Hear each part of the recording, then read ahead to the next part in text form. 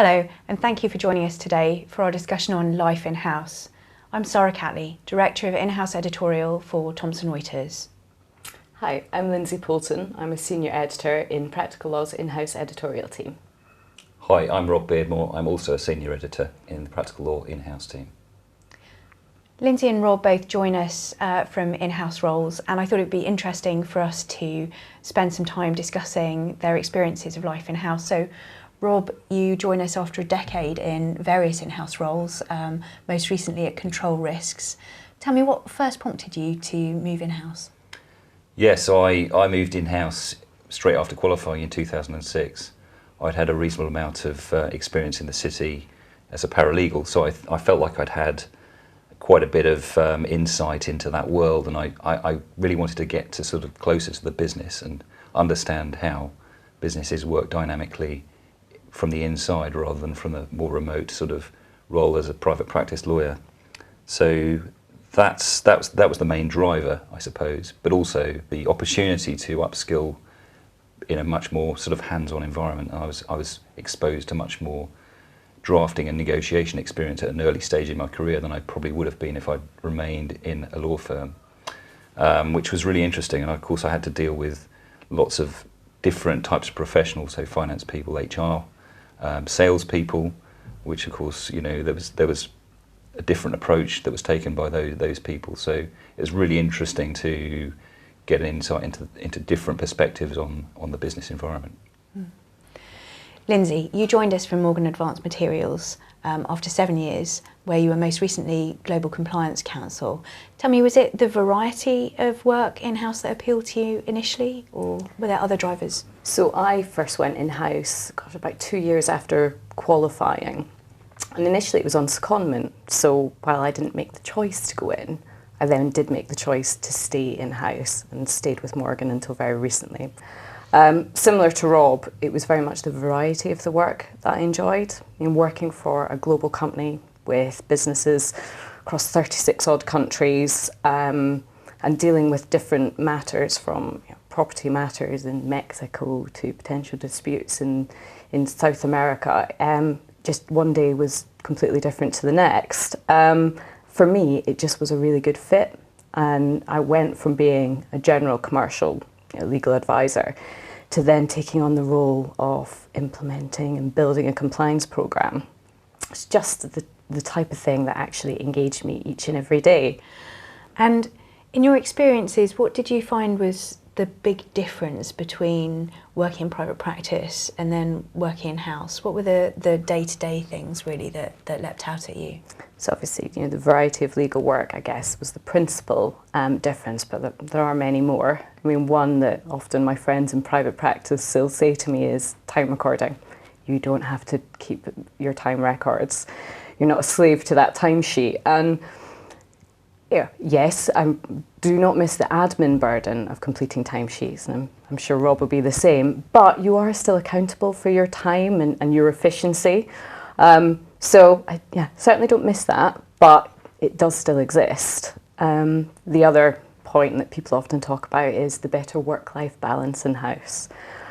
It's a little bit of a myth, in my opinion. I perhaps was tied to my desk less than I was in private practice, and again, quite welcome for me, but I did take a lot of calls at 7 o'clock in the morning, 9 o'clock at night. In a global company, you're speaking to somebody in Australia while you're eating your breakfast. You're then speaking to somebody in the US on the West Coast while literally you've had your dinner, sat with your glass of wine. So work-life balance is perhaps a little more flexible, but I don't think the work's less. Absolutely. And did you find the same, Rob, when you moved in-house? I would totally echo what Lynsey's just said. I don't think it's the easy life at all, but I would say that, wouldn't I? I mean, there's no escape either. That's the thing. It's relentless, and also you live with the consequences of your decisions. Whereas I think in a private practice role, you sort of obviously can finish the transaction and you move on, however things have gone. But you have to deal with the consequences of your decisions and how you've dealt with people, maybe your disagreements with salespeople, for instance. Certainly in the earlier parts of my career, there was certainly the odd run-in with salespeople, because we have I think a very different approach and a very different set of incentives, I think, which is something you've got to get your head around early on in your in-house career. For me, it was one of the key things as well. It's the difference in the type and the manner of legal advice that you give when you're in private practice to in-house is quite different. Still the same quality, but whereas in private practice you would maybe do perhaps more detailed legal analysis of the point at hand. In-house, certainly my experience was, people didn't want that legal analysis. They wanted to understand what they could and couldn't do, and they wanted to understand why, but on a more practical commercial level. So salespeople is a fantastic example. You'd be looking to them to say, okay, you can't do this, and this is why. That's not negotiable. But then highlighting all the things you could do and why, and coming at that from a much more practical perspective that aligns with theirs. That took, certainly for me, a little bit of learning as well. It's one of the things that you change when you move in-house. It's interesting, you think, whether people in-house move back to private practice. I certainly wouldn't have gone back to doing it because I enjoyed in-house so much, but there are people who do it. Do you think it would be a difficult transition? I think in some ways, for me, I would have found it difficult. I probably wouldn't have made that choice for myself, to go back to that more structured private practice environment that I knew, albeit about 7.5 years ago. I mean, we know there are lots of changes in firms these days. So perhaps I should be more open-minded, but although I did enjoy my time there, for me, in-house was that kind of fit where I felt like Rob said, part of something. It made it more engaging for me. Everybody's different. And what about you, Rob? Do you think you would be tempted to go back into private practice, having worked in-house? No, I don't think so. Maybe for me it's 10 years ago, so it feels like a really big chunk of time, and getting back to those sets of skills, which are very different, I think, would be very difficult. It would be an uphill task. But just going back to what I was talking about the people side, I think getting that balance between you're an authority figure, you need to be able to make firm decisions and guide the business, and sometimes say, no, you can't do this, you absolutely can't do this. But at the same time, not be an ivory tower, not be a sort of computer says no department. You need to be practical, you need to be human, you need to understand that the business wants to do business, it wants to achieve good results. So you need to have a social side, you need to be human, and that's a difficult balance to strike. And I think this is probably a bit unfair on private practice lawyers, but they have that sort of detachment and they have that sort of independence, which is natural in their role, which I don't think you can replicate in-house, and I would find it very difficult to go back. It sounds as if those connections that you make within the business are actually really critical to the work that you do in-house. Would you say that that's fair? Absolutely fundamental, and I think there are certain departments which you need to obviously have a very close relationship with. HR, for instance, and finance. They're generally batting on your side, although finance sometimes at quarter end or whatever, and not necessarily on your side if you're the one booking a deal. But yes, I mean they're the key. But even the people who are maybe polar opposite to you, like we're talking about maybe the procurement team, but also the sales team, marketing team, they have a very, very commercial approach, and being able to sort of engage with them in a constructive way is key. Yeah. Mm. And Lynsey, did you find that those relationships that you build internally are really critical to the way that you work in-house? They were absolutely fundamental for me in my role. Working for a global company, you've got people all over the world. You can't possibly meet each and every single one of those.